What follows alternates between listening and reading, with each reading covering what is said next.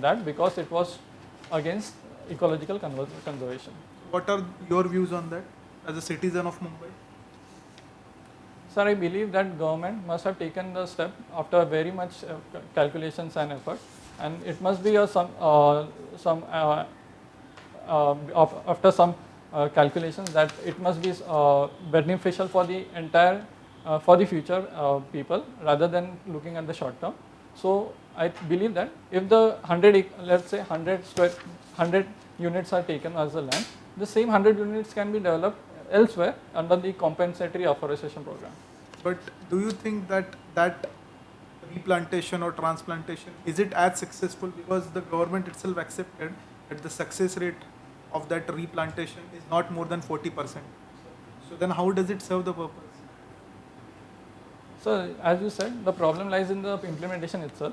So we should more focus on the implementation side rather than going for the complete opposite of it.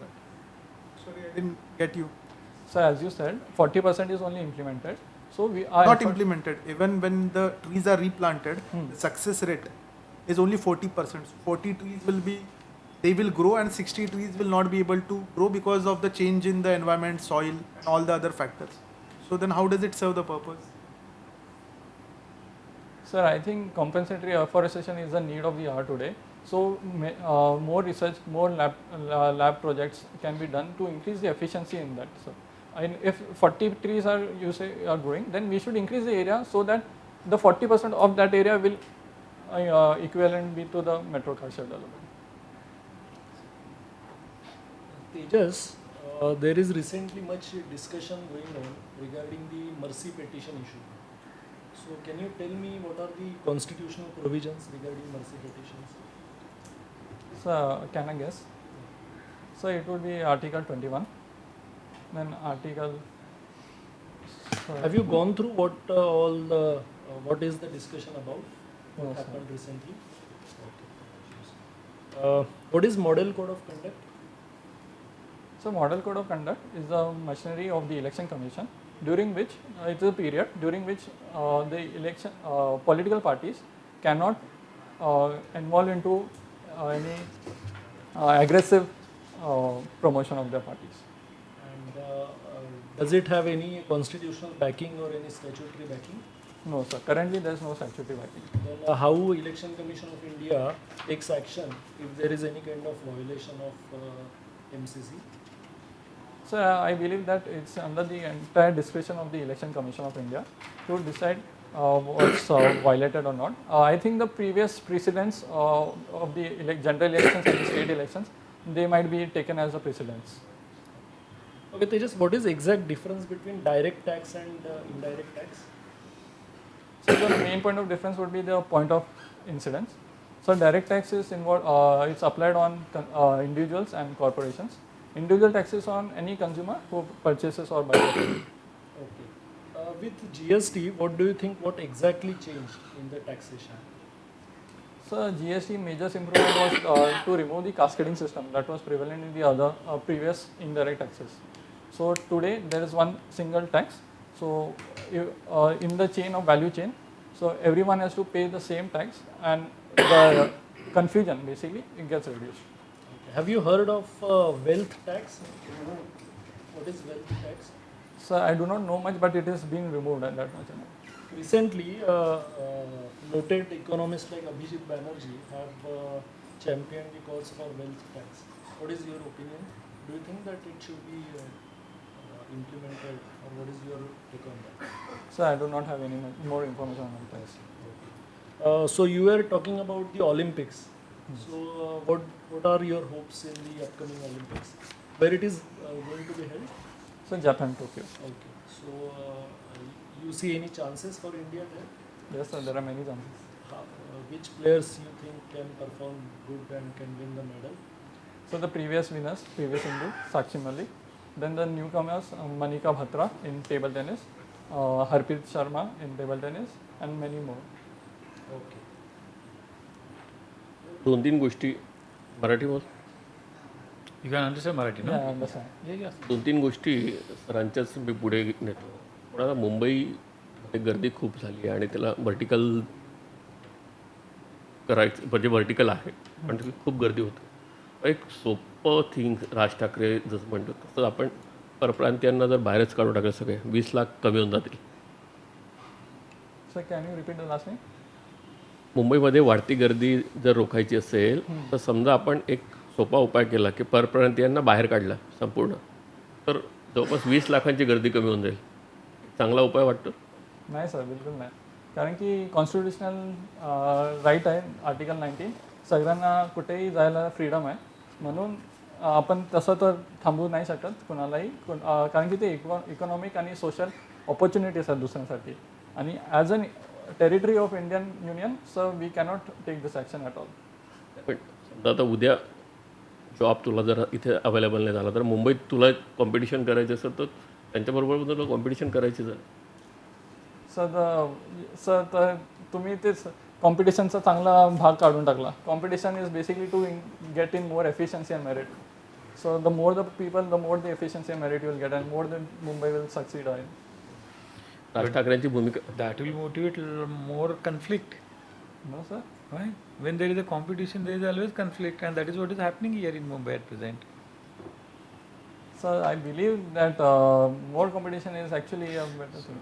Your thought is correct, but in reality, competition turns up into conflict. तुला exam द्यायची गरज राहणार नाही, interview द्यायची गरज राहणार नाही. नाही सर, सोपं भेटत असेल तर पाहिजे पण नाही. तर आहेस मी सांगितलं चला तू बिना इंटरव्ह्यूचा पास होऊन जा. बिना आम्ही सगळेजण ठरवलं की तुला इंटरव्ह्यू द्यायचे नाही की तू मान्य करणार नाही का मला सोपं नका मला इंटरव्ह्यूज घ्या असं म्हणून. हो सर. कारण की ते जे स्ट्रगल आहे ते तर त्याच्यामुळेच ते एवढे प्रेस्टिजियस सर्व्हिसेस बनतात. मुंबईमध्ये राहतो राज ठाकरेची भूमिकाबद्दल काय म्हणतात की आधी परप्रांतीयांना काढा म्हणत होते आता बांगलादेशीयांना काढायचं म्हणत आहेत. सर त्या विचारावर ते दोन याचे ॲस्पेक्ट आहेत. सर इफ इज कोणी पण इंडियन सिटीजन आहे तर त्यांना आपण काही करू नाही शकत. ते त्यांचा फ्रीडम आर्टिकल 90मध्ये फ्रीडम टू मायग्रेट राईट आहे. आणि बाहेरची जी असतील त्यांच्यावर तर युनियनचं राईट आहे की कुणाला आपण इन्क्लूड करू शकतो कुणाला नाही करू शकतो. तर त्याचं मेन आहे की security aspect. So we have to look in to the security aspect and as an Indian union we have the in our religion we said that we welcome all and we all are a family, so it's okay I think. Raj Thackeray authority आहे तर तू म्हणत असेल गव्हर्नमेंटने ते करायला हवं सेंट्रलने ते करायला हवं पण राज ठाकरे काय अथॉरिटी आहे की त्यांना बाहेर काढावं? Sir, no sir, he doesn't have any authority. एक तू मुंबईच्या गर्दीच्या संदर्भातच म्हटलं की मुंबईत खूप दाटी म्हणजे गर्दी जास्त वाढते. समजा आपण मुंबईला आणखी सुटसुटीत करायचं असेल तर झोपडपट्टी काढून सगळ्याच उंच इमारती बांधून मुंबईमध्ये तर हा एक चांगला पर्याय होऊ शकतो तुझ्या इंजिनिअरिंगच्या दृष्टीने असेल सगळ्याच दृष्टीने असेल. सर हाच पर्याय महाराष्ट्र गव्हर्नमेंटने पण घेतला आहे. आता स्लम रिडेव्हलपमेंट ॲक्टमध्ये म्हाडा अशीच हाय राईज बिल्डिंग्सच बनवते ज्याच्यामुळे जी स्लममध्ये राहत होती त्यांना सबसिडाईज रेटमध्ये त्याचं राहायला देत जातं.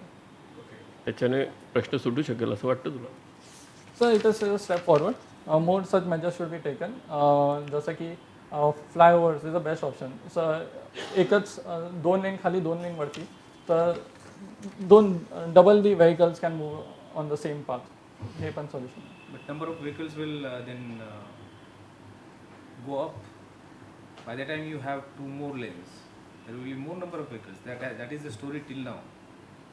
Before your this flyover is built, completed, the number of vehicles has gone up, and again there is choking. How many more layers you are going to make?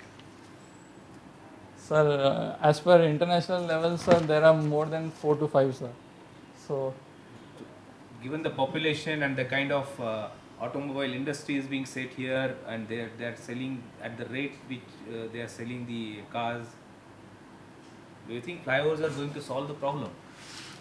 so they are in the right direction. And sir, regarding automobiles, sir, I think it's a business, sir, in the industry, and it provides in a GDP. So we should also motivate the automobile sector as well, because in a way they are providing investment and opportunity, job opportunity to the people as well. Do you know what kind of harm these industries cause to ecology, and why all those developed nations which have the technology, they are coming and setting up their shops here rather than setting up in their own countries. What are the reasons for that? So the major reason I believe, can I guess? Yeah, sure. So I believe that the inward policy of India as such is very uh, good, and it promotes investment, foreign investment. So I think they find it very attractive location. So second is, so the labor is in large amounts, and it's also very good. So I think it's also the reason. Yeah, are you aware of the pollution aspect that comes with that, the environmental degradation aspect which comes with that? How are the developing countries dealing with this menace of traffic and automobiles? Are you aware of any of the measures others are taking other than your flyovers? So as the sir said, first is the moving to BS6 norms. So it will reduce the major pollutants by 80%, like sulfur dioxide. The other aspect can be, so, moving to e-vehicles. So in that the pollution is very much reduced. And the last can be to convert the existing automobiles to hybrid technologies. Like if a petrol engine is existing, we can make it into CNG petrol engine, something like that. तोच मुद्दा मी पुढे घेऊन जातो आहे की तो म्हणाला की आपण बिल्डिंग्स फ्लायओव्हर्स पाडू शकतो, पण आता तो मुंबईत जेव्हा फिरतो तेव्हा एवढी गर्दी आपण पाहिली. बिल्डिंग्स आणखी वाढल्यानंतर इन्फ्रास्ट्रक्चरचा लोड मुंबई उचलू शकेल असं वाटतं का? तू म्हणतो की डबल ट्रिपल फ्लायओव्हर. सर हो सर, इन्फ्रास्ट्रक्चर वाईज मुंबई अजून हे सॅच्युरेट नाही झाले आहे.